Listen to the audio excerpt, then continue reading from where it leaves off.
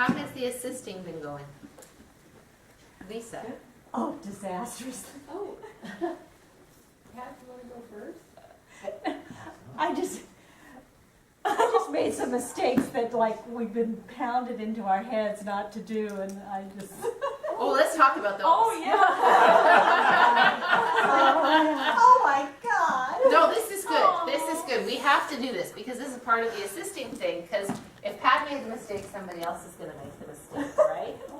So, Took one for the team. Huh? Not happy. BTW, I would not say that Pat's assisting was a disaster. I would say that she was embarrassed because she forgot something that she knew she knew, which it happens, right?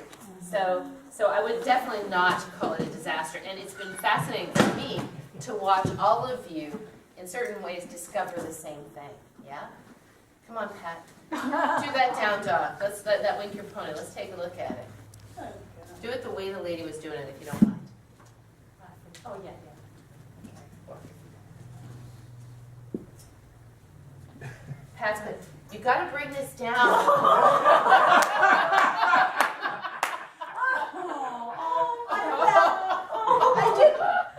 She didn't push, but she's going to push. She's going to bring that down.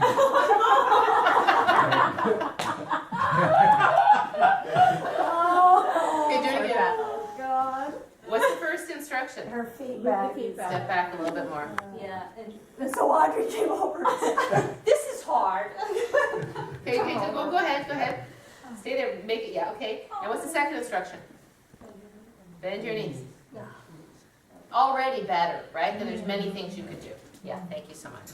So and then always make sure you walk forward. Oh, that. Bend, twist. If you let go like this, that's what somebody else is gonna do, right? And so that's why we're assisting. Because we don't wanna make those mistakes as teachers. I mean, and you will. I think that it would be fun. You could make a cumulative thing about all the things that you see me do that I said not to do. That'd be fun. You said not to do it, and then you blah, blah, blah. Because we all do that. We all make mistakes. We all, could say things better or whatever. So, the one of the common things that I thought, I think it was Lori or Karen came up with a great slogan, help not hover. Was that? It wasn't. No, it's Karen maybe, help not hover. Yeah. I love that. I thought that was great. Because especially when you have brand new people and you know that they're great, and they are grateful. Did Brenda tell you that Rio was grateful for your help that She day? sent me a text, and I have to tell you, it warmed me so much because I had gotten the vibe that I spent too much time with her and I was feeling really bad about it. And then I got the text from Brenda saying, "Oh, my friend was so grateful," and I was like, "Oh, Yeah. I feel so much better." Yeah. And that was fortunate. Yes. Because in another circumstance, it might not have had the same result. Just depends on the personality of the person. And one thing, I mean, I'm not going to be the greatest helper, but what I do think I do have as a skill from maybe all the years in the courtroom is I think I'm pretty good at reading people. So I'm going to be very aware if I get the smile and the thanks or the and know to back away. Right. I think you have to take your cues from the people. Right. And that's going to be the most forefront in my mind. Yes. Regardless, if they want to do it wrong, I have to accept they want to do it wrong. Well, or they don't If know. they don't want the help from me. They don't. Well, and that's for sure. But the thing with new people is to, if they feel that every single thing they do gets corrected, they feel like they can't do anything right. So the instruction is to help with things that will really set them in motion for the future, like foot position, that kind of thing, to let small things go. And or if you see something that could injure them, for sure, help. But if they just have their hand like this, and you've already given them 4 directions, then it's not going to kill them to have their hand like this. Don't go to the hand to leave that for the next time. And I think all of you kind of were gauging how much help is too much help. And it's tricky because we're so busy when people come in. What I will often do is kind of flag you down and go because they're like, we have people who have been coming here for a long time they have an idea about their practice, and if I gave them a little bit of feedback, they'd probably be okay with it. Sometimes not even with me. They're like, I'm just saying this for the good of my health, really, not because you're doing anything. Could be improved. But they feel like they may have been doing yoga longer than you have. So we have to be a little bit respectful of that, even if you could see that they would need more improvement. And we have to recognize, as we talked about before, that some people have kyphosis, or they have this, or they have that. And even though you know it would be better for them to go up higher or do that, they have determined that they're okay where they are. And at some point, I'll just point that out to you. So it's good when you're assisting, if you kind of keep an eye on me here and there. Lisa told me that Anthony said that he kept trying to be at different side of the room than me. So if I was here, he was there, which I thought was a really good idea. And because it puts not two teachers kind of standing around somebody, and if I need to get your attention, you'll see, I'll just go like this, and it just means I have something to say that's going to be very, very quiet. So I'm going to get up close to you, and Karen, I don't know who was here, Lisa maybe, where there was a fella who has the 2 torn rotator cuffs, and I just, I said, just don't go near his shoulders, because he's doing the best he can right now, and he's in a good direction. So, and she was like, oh. Because in his situation, his shoulders are so fragile that all you would have to do is go like this, and you could hurt him. Potentially. So we just want to stay away from that. Okay, let's get a couple more comments and we'll move on.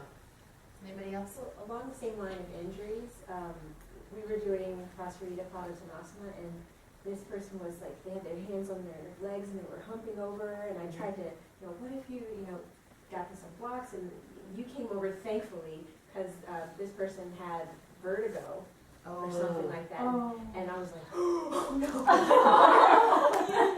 Yeah. And you were like, maybe some cylinders, and by the time I got to the cylinders, you moved on, and I was like, phew. Yeah, and it's tough. It's hard I'm not sure quite how to handle that, because I'd forgotten that she had vertigo until I saw her not bending over, and then it reminded me, because everybody new has something. And so you're not only memorizing their name, you're memorizing their issue. That's what you said, they should wear a button. Right. Yeah. Right. And let me just suggest to you right now, if you have Reiko Mirth in your Reiko, and she always wears the hat because she has the wig on. She has ongoing vertigo forever. She actually survived Hiroshima. And she was a very small child. And so she has headaches if she turns upside down. So pretty cool. And she also was able to make significant changes in post-traumatic stress that was recurring by practicing yoga. So it's pretty cool. So just she doesn't know. She knows. Sometimes she turns upside down. Sometimes she doesn't. But we just never, even suggest to her because she knows what she's done. I'm wondering if maybe we could work backwards, like let us know the newer students that maybe haven't gotten into the groove yet, and that you handle all the people that have been there, so we don't make those mistakes. I mean, And is if there I a way at can- the beginning where you could say, okay, blue top and pattern bottom over there, those two, keep an eye on them for, just give us one or two people or something. If I can, I will. But if Okay. you notice, as the previous group is going out, some student is saying, I've been away from yoga so long, and it's so nice to be back, and it feels just like home, and I had to go, I really have to go. Yeah. And I hate to do that because people are saying something nice, or they want that They want the feedback too. attention. So I will do it the best I can. Sure. And if you remind me, I will not be offended. Do remind me to let you know I might too. Another thing, I felt like trapped in the back. Okay. I didn't know how. You did too? The first time I did it, I felt like I was I wanted to confine myself back here, and then yesterday, I did my second one, and I felt far more comfortable. Right. Yes. Yeah, Yeah. far more comfortable. Yeah, when I was assisting, Audrey said just walk around and on the sides of the room, and it felt good. I was doing the across the room thing with her too, and it was a lot more comfortable because then we weren't like both hounding the new people all the time. Right, right. So I just If you did, like, can, half. go around the perimeter. You know, instead of sort of doing a serpentine through the room, stay on the outside, go in if there's something that's needed, and then come back out. But it's okay to stand, as long as it's not like right at the beginning, when people are sitting there and you're standing there going like this. But as the class starts to move, it's okay to circulate. It's just all in your demeanor, you know, and Mike, I've been announcing in those classes and saying, you know, we have so-and-so here, da-da-da. So people know that you're there, and I think it's going pretty good, actually. Lisa, did you? Oh, I was just gonna say, I thoroughly enjoyed it, but I felt really timid and insecure, Yeah, good. and I nearly knocked over Mr. Boney, who's really heavy, and that was mortifying. But trying to be a good assistant, move him to the back, and he didn't want to go. He's heavy. Oh my God! It Like a really good bicep was a workout. 350-pound guy. Really? No. He's fake. He's not even real.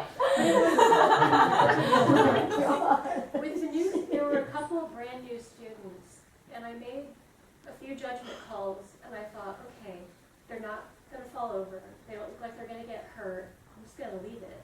And I shared that with Audrey afterwards, and Yeah. she validated that, and I was Yeah. grateful. And then there's a couple people back there, I don't know their names, but they've been here longer than me. The gal with. Kathy? What's her name? Kathy Tremblay? Yeah, she's been here forever. I Mhm. think you had a picture of her up there before you came in. Could be. And I just stayed behind her and did the same thing. Yeah, that's a good way to do it. And the guy next to her, I don't know his name either, but he's been here forever too. Yeah. So I That just was, gave them straps and left them alone. yeah, that's a good idea. There was a tricky class because there are a lot of new people, a ton of injuries, every kind of injury known to humankind in there. So, no And heart transplant, that's good. to be honest, I didn't want to touch some of the older people because I was afraid I'd break them. Yeah. And I didn't know how to adjust. Right. The one guy who you told me later I should have helped him with his windshield wipers. Yeah, wrong. I adjusted his hips at one point. He didn't move at all. And I'm like, that's Mhm. great. And I just I leave it. And then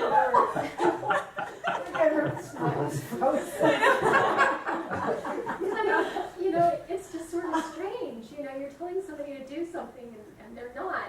And I didn't want to like torque his hips. Yeah, Because he was a little stiff, so I Yeah. thought, okay, I'm just gonna. yeah. I would stay off the hips for now, Okay. especially with an older gentleman who's a Hindu. Okay. And, Oh. you know, Oh, and, God, did I do and something you're, offensive? no, just, you know, be a little respectful because you're a young girl and, you know, that kind of thing. Probably a good idea, just leave him alone. Thank you for the young girl thing. Tap and touch, you know, tap and touch. I am respectful of him. He's Brahmin. He has his thing on his forehead sometimes. I don't know what that's called. So I try to be a little bit. No, the men have a red line they paint down the forehead. Oh. And you know, it's a huge deal for Hindu men to come and be taught by women. They don't like it, and I know this on authority from our female Hindu students. So we just try to, you know, if it's Ritesh, it's no big deal, they don't care. But you know, we just want to try to, yeah, it's all good. And listen, one thing I would like to say, if they do something, you might, as you compliment them or as you try to validate them, be careful about just saying like great or good, because it kind of implies that the journey isn't good, only the end result. And do you know what I'm saying? Like saying that, how does that feel? That feels like it. Okay, good. Or sometimes I'll say, wow, look at those shoulders, Alyssa, great. Which I'm trying to mean that you're here. I've just said an instruction, or look at how that arm is moving nicely in the shoulder socket or something. You know, every once in a while you can say great job or beautiful, and I try to hit people periodically with positive feedback. Hey Barry, that triangle pose looked awesome, you know. But it's just so they know, because the interesting thing too about people who've been here for a long time, they're doing fine. You don't really have to correct them.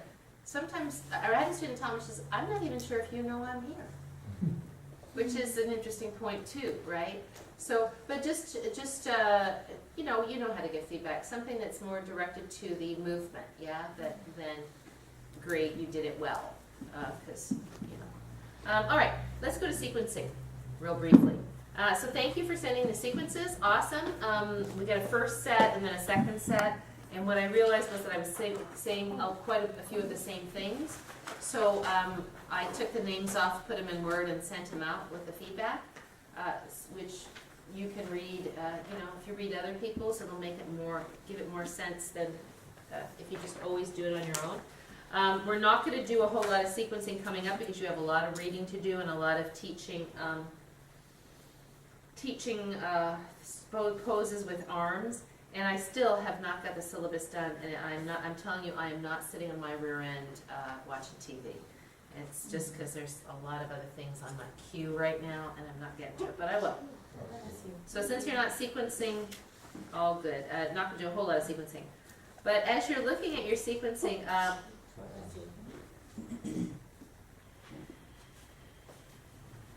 I liked what I said was to make it simple, but I still wanted to know that you knew why you were making your choices. And so there's the first group, it felt like everybody was trying to give me a whole lesson.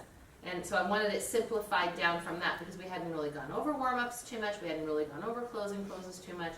So I kind of just wanted it, like to say, okay, for example, if you're giving a sequence that starts with Warrior 2, and you might say, I would have done the Vinyasa sequence before this. Or I would have done some hamstring stretching before this, depending on what the group is. Does that make sense? Mm-hmm. But it doesn't have to be the whole schlemiel. I liked, I don't know whose this is, so many names on them. I liked where it said,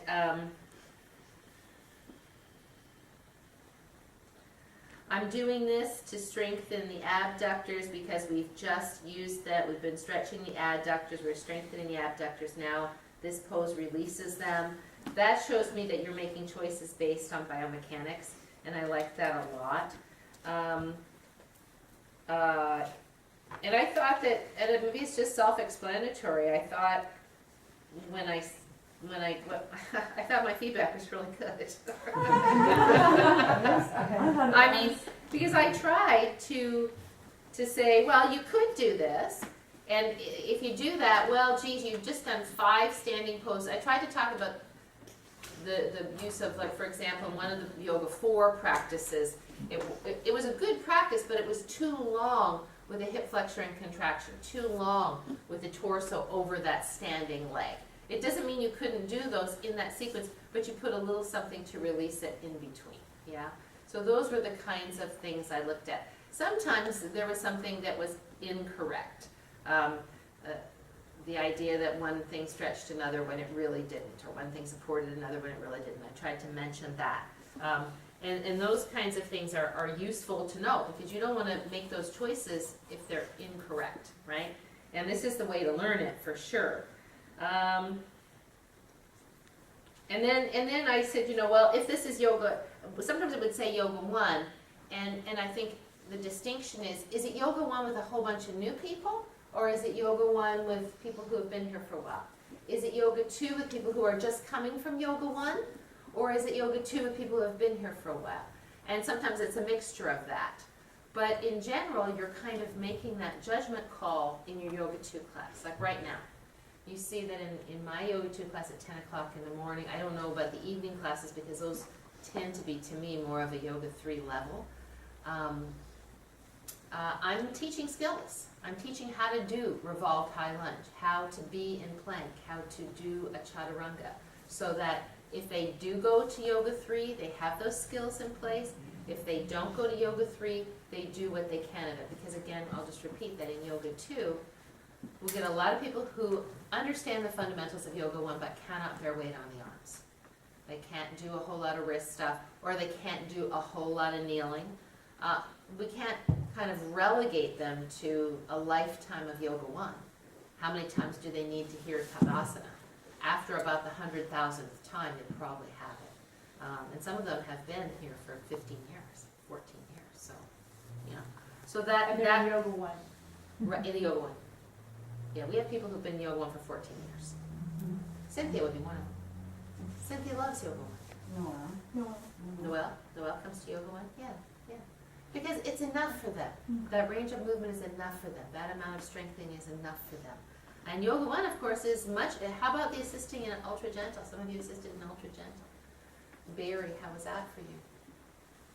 It was very scary. You know, same reason Lisa said, people are fragile, but I really recommend it. I didn't get to go to yours, but I went to Christie's.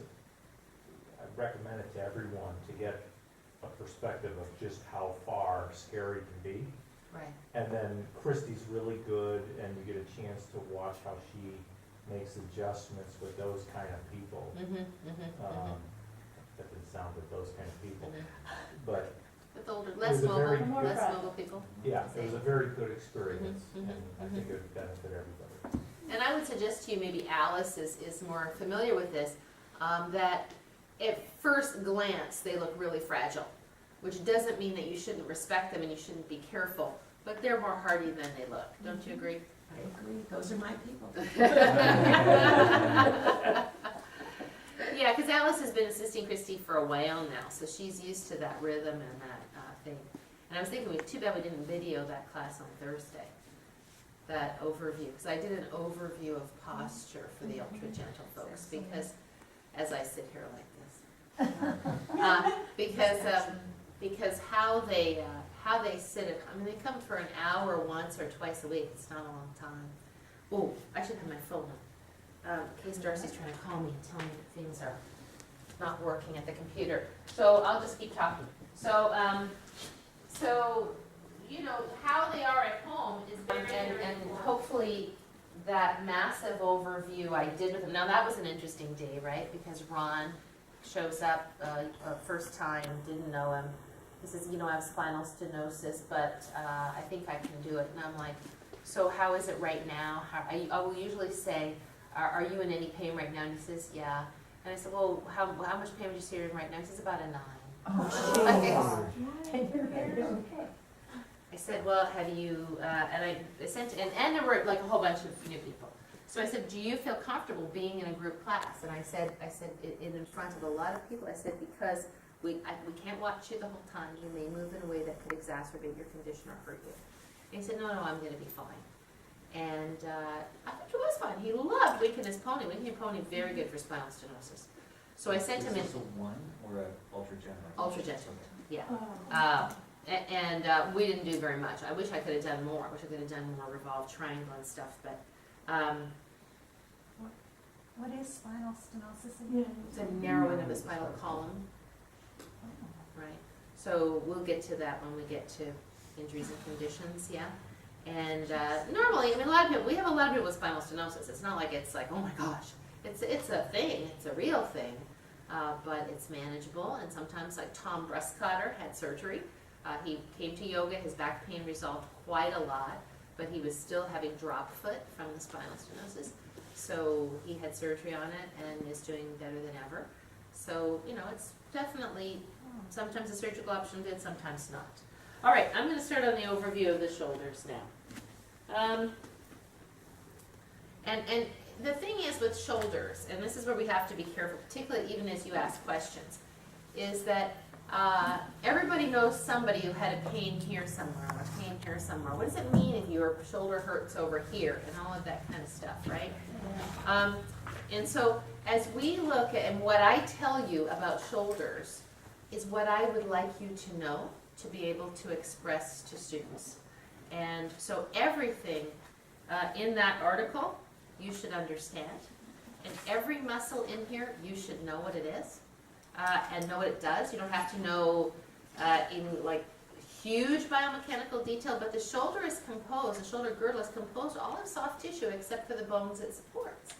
Unlike the pelvis, for example, the pelvis is a much more stable structure. If you move one side of your pelvis, what happens to the other side? Just do it. It moves, right? If you move one of your shoulders, does the other one have to move? No. So this is a much loosey-goosey arrangement, right? So understanding shoulders and shoulder safety, very important. Understanding glenohumeral rhythm, number one. I remember learning glenohumeral rhythm from Judith Lassiter. I've never heard that term before. And it's really, and the beauty of what we do in yoga is that yoga takes care of the shoulders very, very well. The challenge is that people come in with pre-existing conditions, pre-existing structures that have, really messed them up. And so then yoga isn't physical therapy. It's like my husband today, we were talking about, I was looking at videos of PT tests, different, press down, do this, it tells diagnostics. And he comes in, I got this deltoid, a little thing, I got a little thing right here, I think it's and I'm like, there's no yoga stretch that's going to solve this problem because you're massively scapularly elevated and you keep doing a million pull-ups and things and you make it worse. And so, I get that he wants to do that, but what he's doing. So, all that said, that the realm of fixing somebody's shoulders, taking somebody who's injured, currently in pain, is the realm of the physical therapist. And we are here to help healthy people prevent injury to their shoulders, which, one of the hugest things about shoulders is if you move them, they're better. If you don't want to get calcium deposits, you don't want to get bone spurs in your shoulder, work them through many ranges of motion. You're not going to get that buildup in the shoulders. If your shoulders come from a healthy position, right?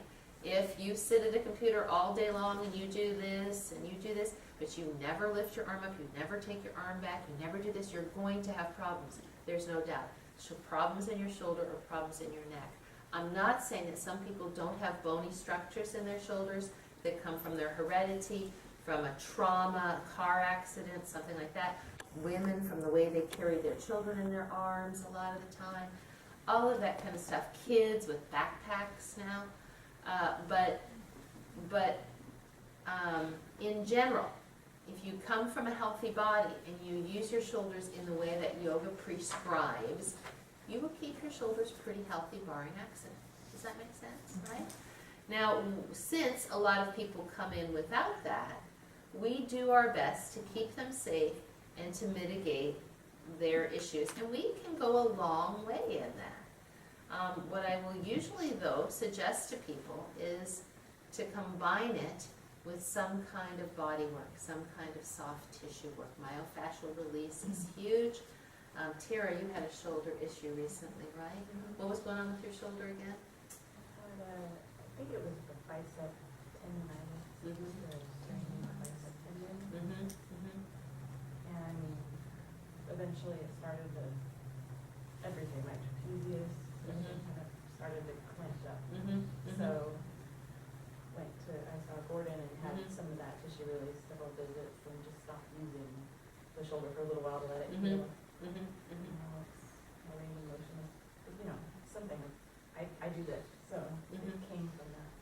Carrying things on my shoulder. Right. So there's a lot of fascia around the shoulders. We all know what fascia is. We use the balls to help with the fascia. In fact, I was going to put the balls on the agenda and I didn't get there. I don't know if we'll get to balls today. I would like to.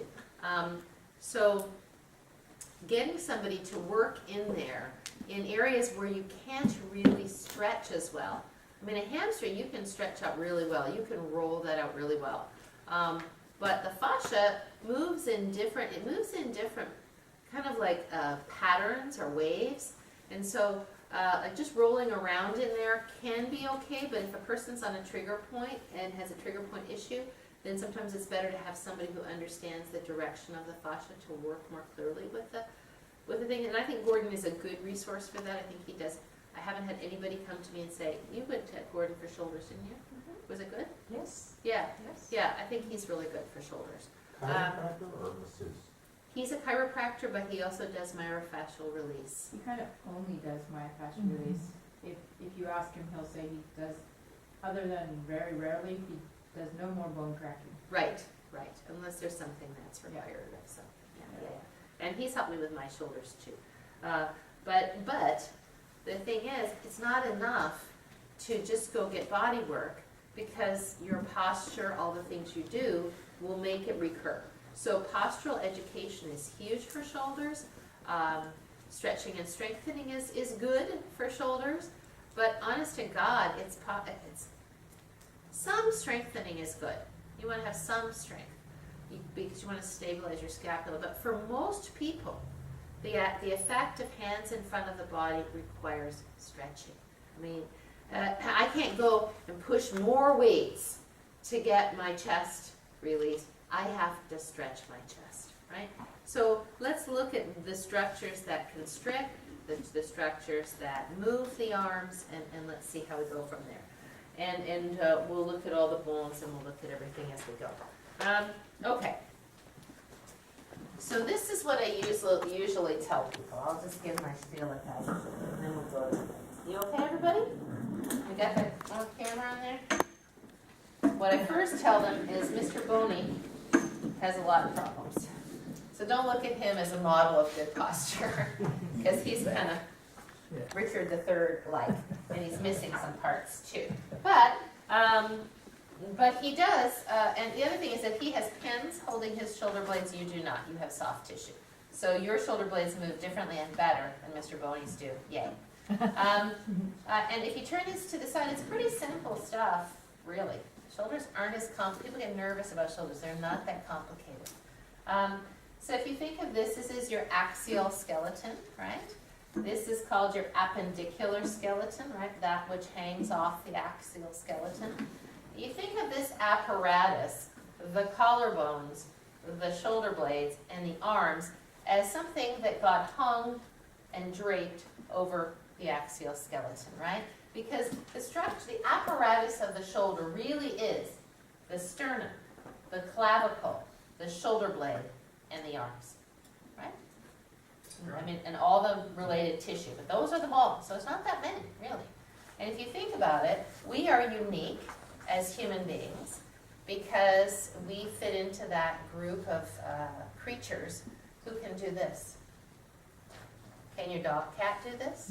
Not much. Can your dog do this? So quadrupeds can't do this, right? Once we got up into the trees, if you believe that that's what happened,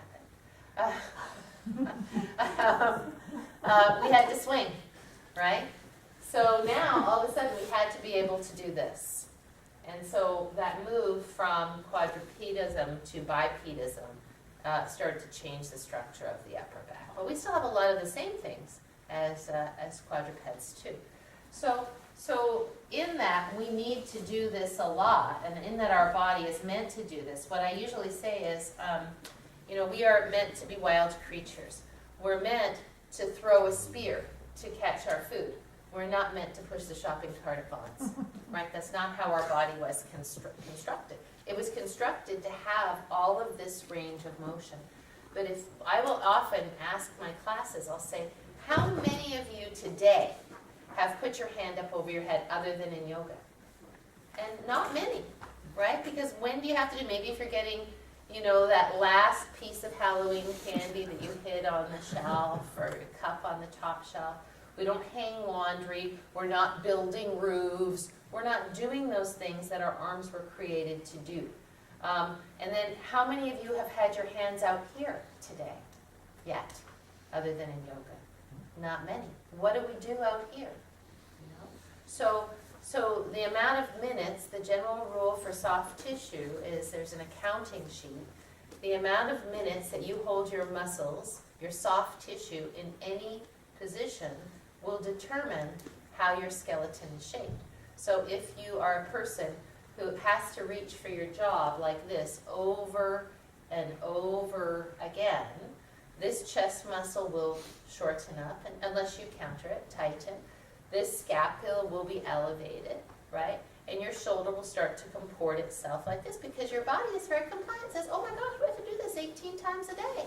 Let's get efficient. My mother and her purse. My mother carried her purse like this forever underneath her arm. And she would not let him get near that purse. She sat down at the kitchen table, you had to yank that purse away from her. And when she put her arm down, this is how she looked, right? So all this to say that we have to be careful about how we place our bodies. And I think, hello, Darcy. Let's start with the bones. And let's name them right now, and you look at them, because this is all the bones that we're going to talk about today. Like I said, I'm not going into big detail on wrists, forearms, a little bit into forearms, because forearms attacks the rotation of the arm, and not too much on neck, but a little bit on neck. Okay, so here are the bones you need to know. This is your sternum. Where is your manubrium? Point to your manubrium on your body.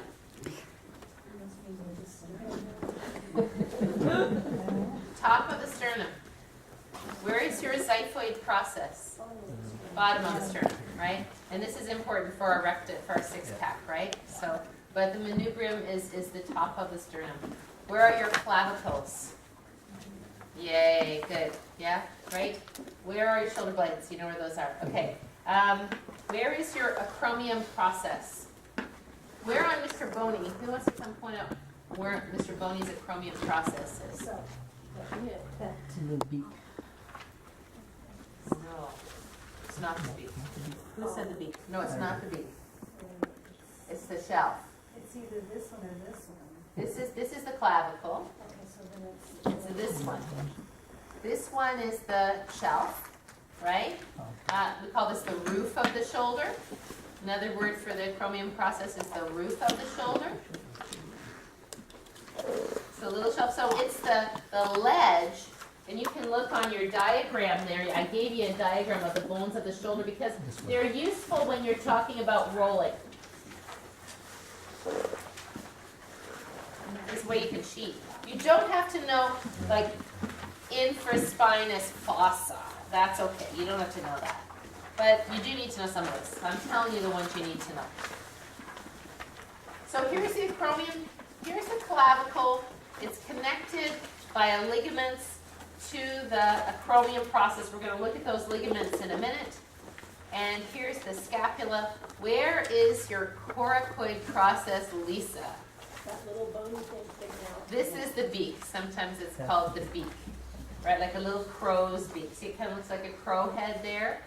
And I think it's one of the most interesting bones in the body because it's a bone that is in the back of the body and in the front of the body.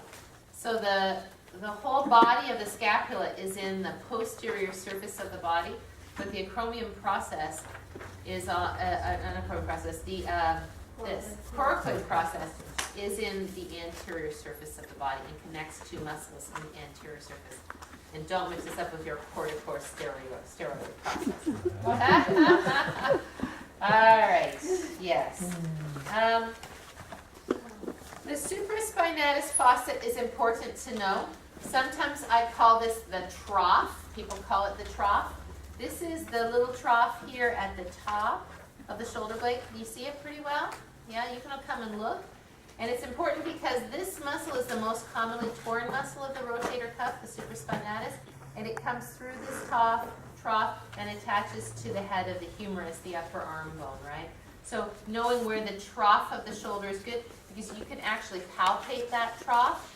If you put your hand at the back of your shoulder blade, come up over your trapezius and down, you can feel that indentation here in the top of the shoulder, right? And so you can roll that out with the ball too, which is really kind of nice. The glenoid fossa is the shoulder socket, right?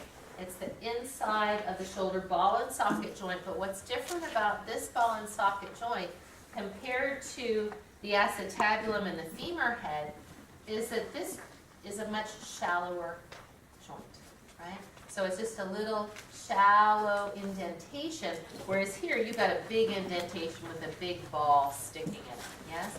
So once again, it makes this shoulder more fragile than this head, yeah? It's not that fragile, but you know. Okay, humerus. This is a bone and it's not that funny. Okay.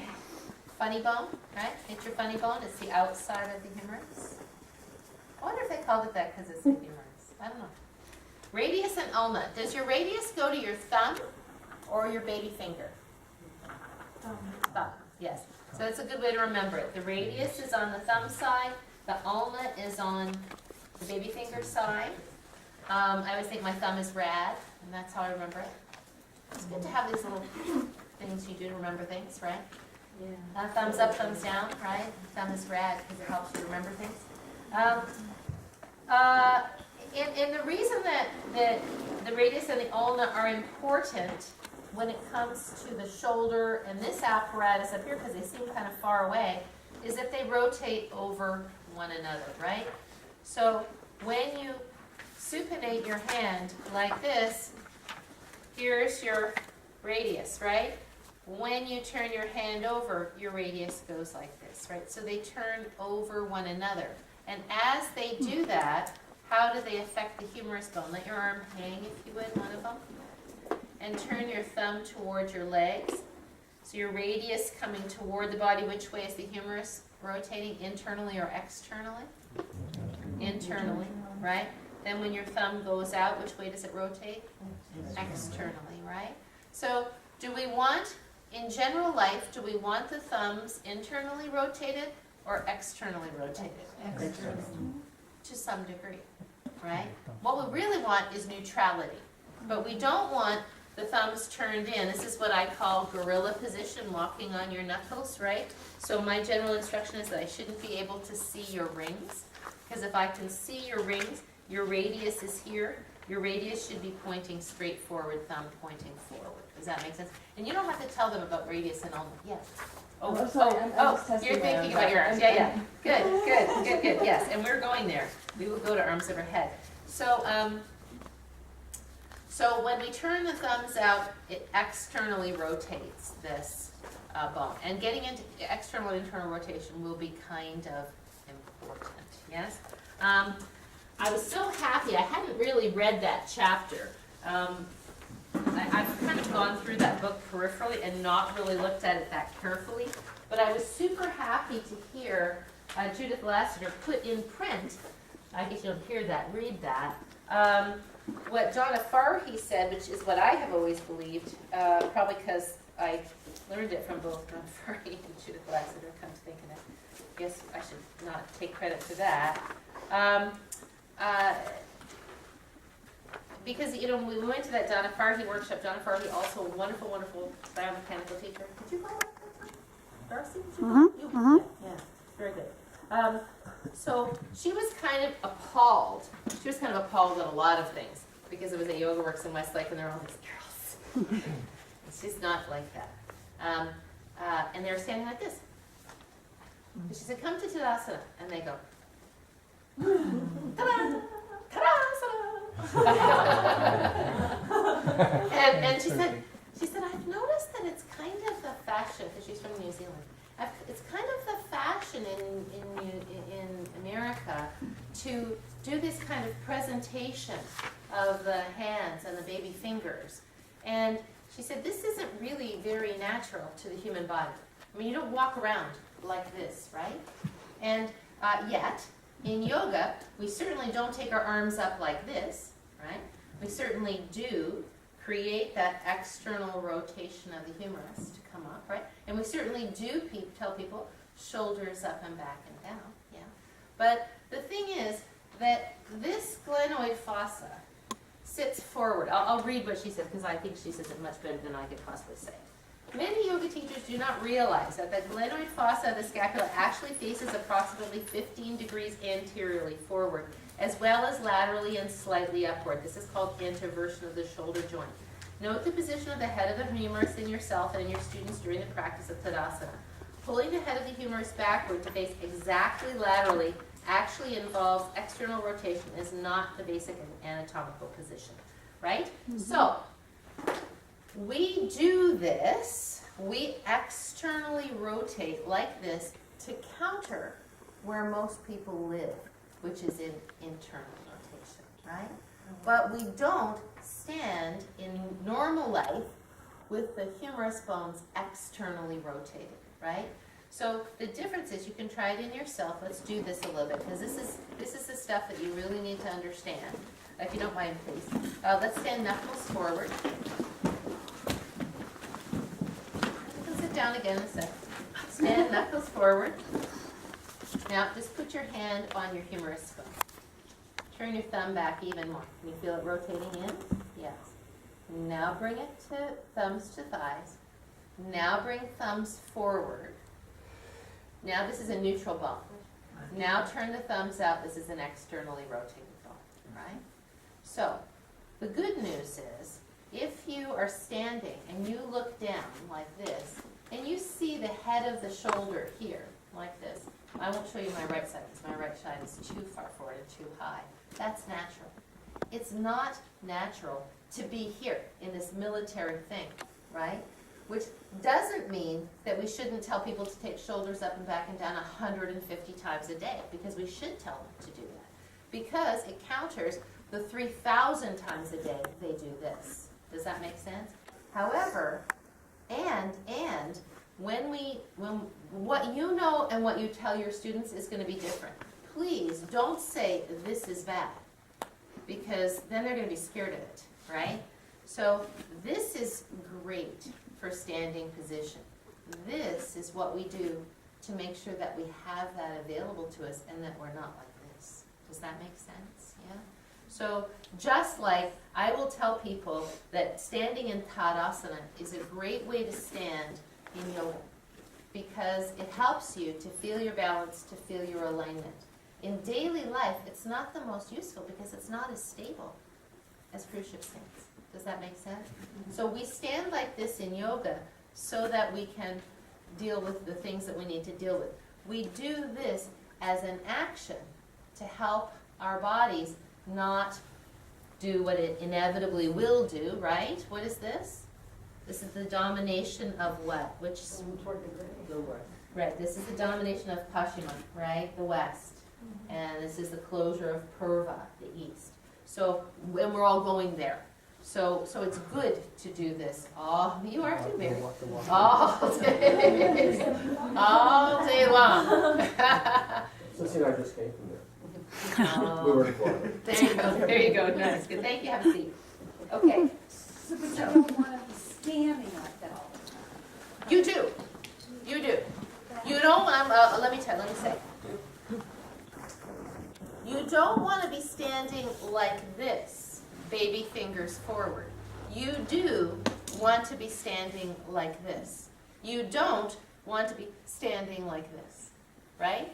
So that's the thing, you know how I keep talking about keeping your sternum facing straight forward. Remember the Australian story, right? The student that says in Australia they discovered that this is actually leaning backwards. Smart. I remember in one of my first classes, you said the way to counter standing like this, because we are standing like this, is you took one hand behind your back and you said, I always just try to grip one and then switch and I grip the other so that it keeps your shoulders back. And I've been doing that for over a year now. Right. And I do catch myself not wanting to stand like this Right. or like this and just Right. grabbing one arm and it puts my shoulders back. Right, absolutely, and we'll go over that.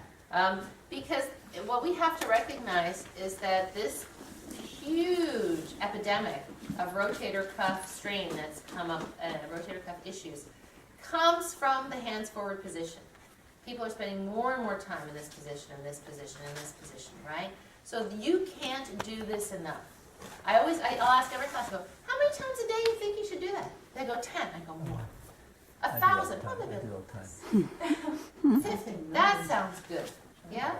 Because it's just taking the body in the opposite direction. Remember, the body is a balance sheet. Should you do what those girls were doing at Yoga Works and make this your posture? No. And I'll tell you another thing what that does is you should have some thoracic curve.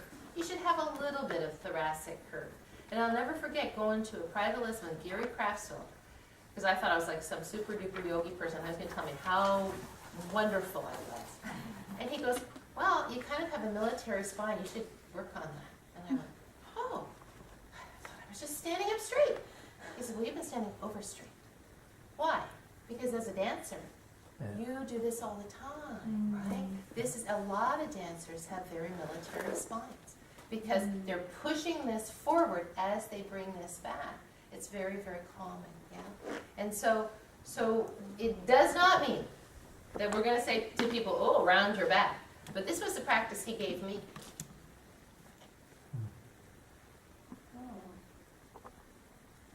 He said, do as much rounding as you can in your upper back. Just to start drawing, just to, you're not gonna change your spine now. I think I was, what, 30 at that time? But maybe he didn't say, maybe I made it up. But you don't want this military spine to have any effect, and it certainly does have an effect. So this, no good. This, very good. Here I have my thoracic curves to the extent that I have one, and my collarbones are smiling open. My shoulders are still, my glenoid fossa is still slightly anteverted. So I'm not doing this. That would turn that like this. That wouldn't be good, right? And you gotta notice that this glenoid fossa is kind of shaped like a pear. The top is a little thinner than the bottom, yeah? So where this humerus bone wants to live in this shoulder is down. It doesn't, down in the bottom of the pear. It doesn't want to live, sorry, Mr. Boney doesn't quite go, it doesn't want to live up here in the top of the pear. Does that make sense? Because this roof wants to be free. You want to have space in here. Does that make sense, everybody? All right, and I'm going to get, that's where